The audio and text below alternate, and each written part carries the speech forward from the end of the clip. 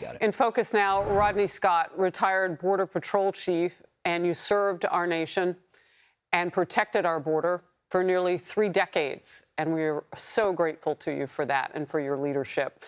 You know, I want to start with this idea of exactly what a gotaway is to the U.S. government and what it means to have more than 2 million of them in this country right now. Sure. Thank you for having me on, Harris. And we classify gotaways in 2 ways, and I'll get to that. But the main thing about the gotaways, we do know a few things about them. We know that they took extra steps and paid the cartel an extra amount of money to avoid law enforcement. And we know that they did not stay at the border. It's just a transit area. The 2 million people are throughout this entire United States. But that 2 million that you talk about, those are only the known gotaways. That means Border Patrol was already completely overwhelmed dealing with something else. And in this case, normally it's the fraudulent asylum seekers. On a camera, they would see another illegal entry, or they would pick up footprints, or they would literally just outside of their reach see more people run across the border. Those are the known gotaways. But what America needs to understand is there's this huge wealth of unknowns where we now know the United States Border Patrol traditionally, prior to the Biden administration, was patrolling hundreds of miles of border and keeping a high level of confidence of what was or was not coming in. Today, there are no Border Patrol agents out there at all. In many of those areas, the Biden administration shut off the border infrastructure, the technology, the cameras that were being installed under the last administration, and there's no sensors out there. So we don't know. Wow. Okay. So when I was there in September of 23, rather, there were those detections out there, those devices and whatnot. Who would think it would be a good idea not to have that? Like, what part of the Biden administration thinks it's brilliant not to have any detection ability? Yeah, we can't really speculate on that. And I want to be clear, though, stuff that was installed and that was permanent, like Southern Arizona, they have some camera systems. Yes, by Nogales. That stuff is still out there. Yeah. But the border wall had technology built into it. It had a sensor system and a camera systems built into it.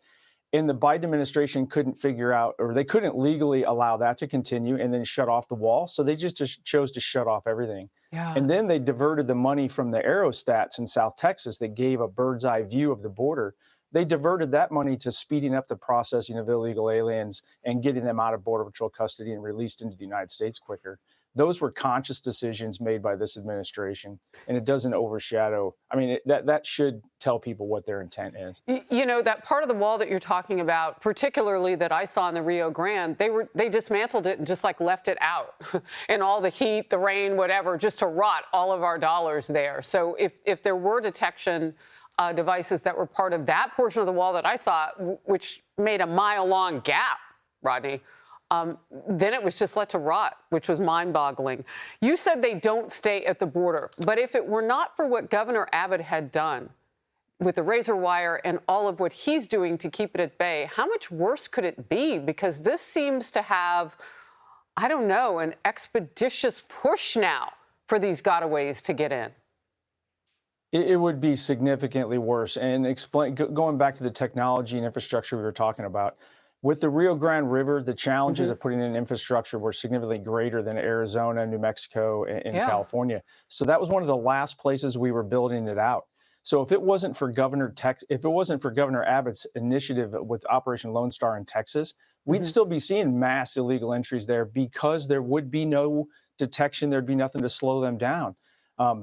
Texas standing up and putting all that in has really pushed a lot of the illegal traffic into the states that are very welcoming to it currently, like California, where we had almost complete control of the southern border in California for years. That is in total chaos today because of the Biden administration's I want to mix in some politics here with you. New Fox News polling shows President Biden's approval on immigration has ticked up 5 points since March, now the highest it has been in a year. The survey taken after President Biden announced his executive action curbing amnesty for some illegals and shutting down the border when encounters hit 2,500.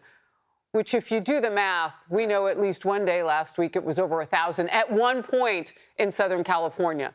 So if it's happening at one entry point, it only makes sense that we've hit that number. But anyway, The same poll shows most voters like the idea of restricting the number of asylum seekers. I want to get your take on what he's doing and why actions that we've shown so far have not really helped, but why that's having an effect politically.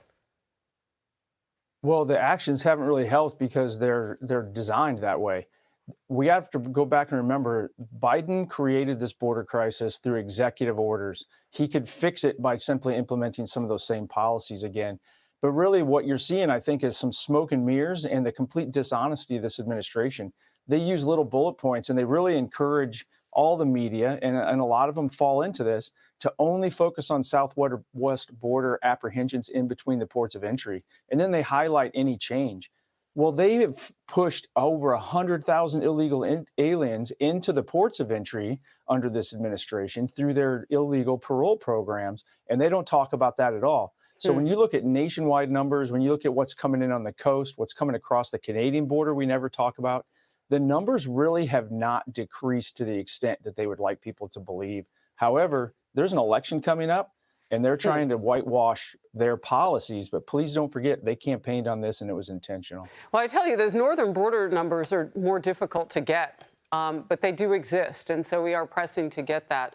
I really appreciate your expertise and your time as we learn about the murder of another American child now, and the suspects are illegal immigrants who crossed the border into our nation. Thank you, Rodney. Appreciate you. Hey everyone, I'm Emily Campagno. Catch me and my co-hosts Harris Faulkner and Kaylee McEnany on Outnumbered every weekday at 12 p.m. Eastern, or set your DVR. Also, don't forget to subscribe to the Fox News YouTube page for daily highlights.